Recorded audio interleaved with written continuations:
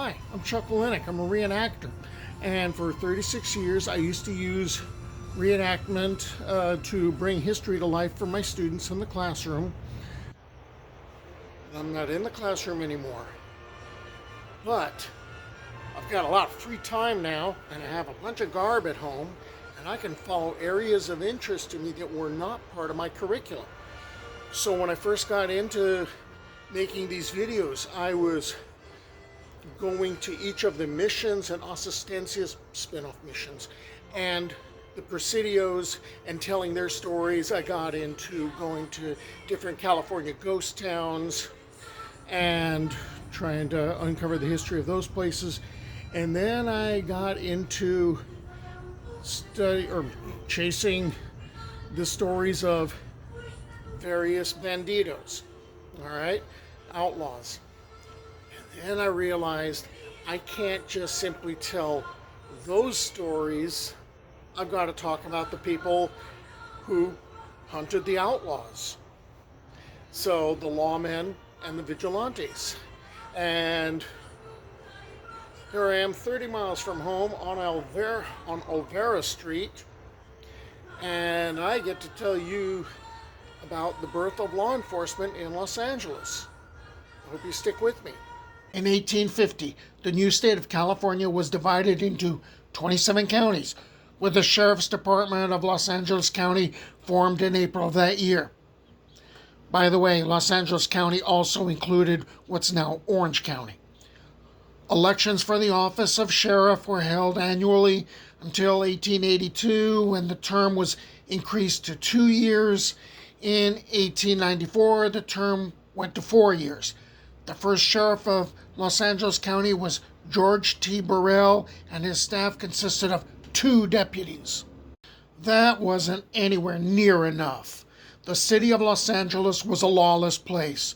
While earlier American immigrants sought to fit into this Mexican city, such as marrying into local families, adopting the Catholic faith, and observing local customs, the ones who followed, however, were large groups of settlers coming overland, and they were driven by manifest destiny and had no interest in fitting in.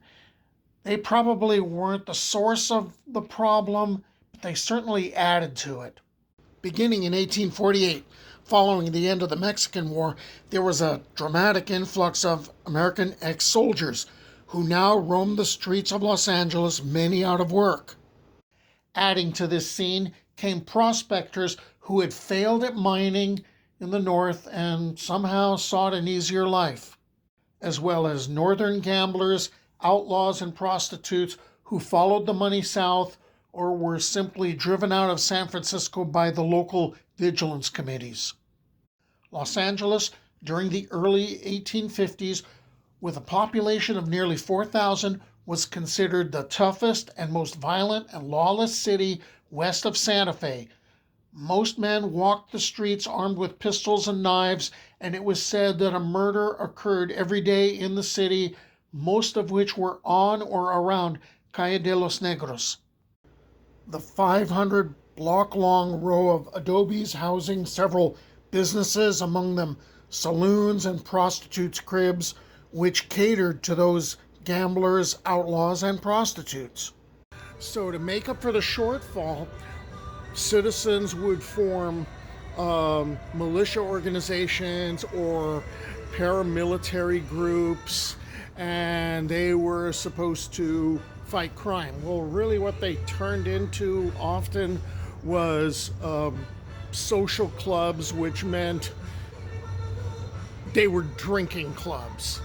You know, hey Bob, hey Fred, hey, let's go catch up with Chuck over at the bar or at the saloon. And sometimes they'd manage to fight crime. Sometimes. The best known was the Los Angeles Rangers. By mid-1853, frustration with unmitigated crime led to a community meeting. The July 8th issue of the Los Angeles Star featured an article that covered the gathering held at the courthouse. From those attending, some 30 expressed an interest in joining the paramilitary group.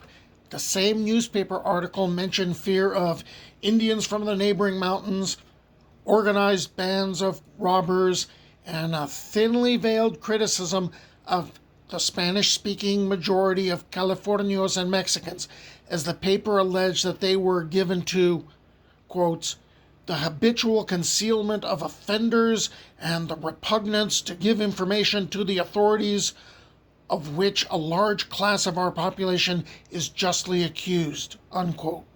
In response to this meeting, the Los Angeles Rangers were formed as a semi-vigilante group with only a few paid full-time lawmen, and were a volunteer California state militia company that assisted both the Los Angeles County Sheriff's Department and the LA Town Marshal, making them, in a way, predecessors of both the Sheriff's Department and the LAPD.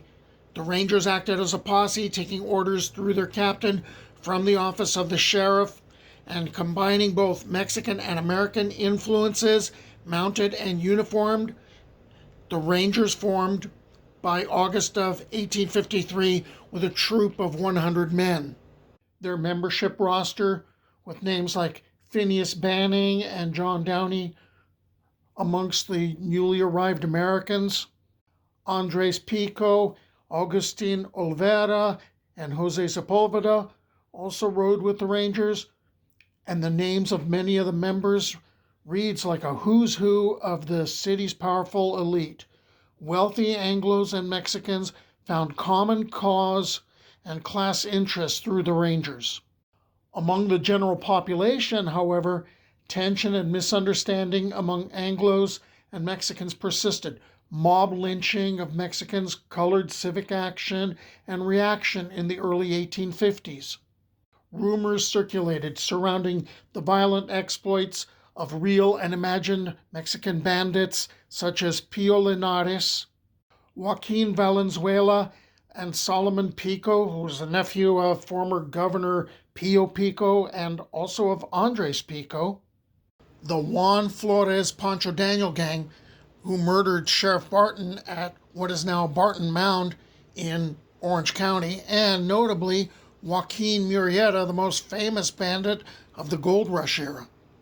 In this atmosphere, the Rangers were given the power to arrest all suspicious persons wherever we may find them, and ridding the community of the same in such manner as may be advisable.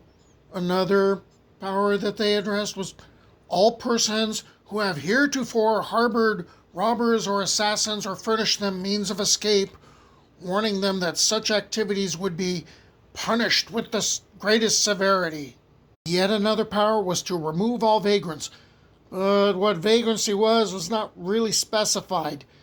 Notably, this addressing of vagrancy predated by 2 years the passage of a state law titled An Act to Punish Vagrants, Vagabonds, and Dangerous and Suspicious Persons, that addressed all manner of miscreants from prostitutes and drunks to healthy beggars, and ordered that those with no visible means of living get a job within 10 days, and that lewd and dissolute persons, as well as prostitutes and drunks, serve up to 90 days at hard labor for their indiscretions.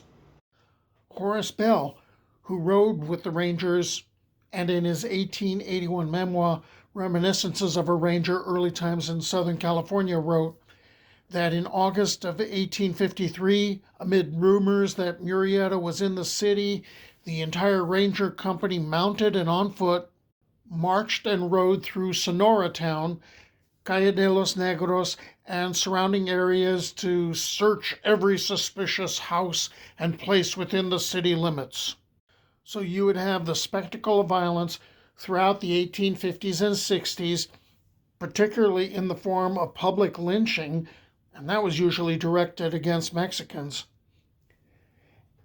There wouldn't be a Los Angeles Police Department until 1869 to stem the tide of violence. The Los Angeles Rangers were disbanded after only 4 years of service in 1857. They were soon succeeded by the Los Angeles City Guards, another volunteer group, but neither force was deemed efficient, and Los Angeles became known for its violence, gambling, and vice. There wouldn't be a Los Angeles Police Department until 1869 to stem the tide of violence. So that's kind of an overview of the Los Angeles Rangers as an organization for crime fighting. And I realized, like, some of this you may have seen another video of mine about Calle de los Negros, which was the most notorious street in Los Angeles, and the remnants of it are like about a block or two that way. Now what we're going to do is I'm going to, in the next video, because I kind of consider this a two-part thing, we're going to focus on one individual who was a member of the Rangers, and his name is Horace Bell. And I hope you stick around and watch. Until the next time, bye.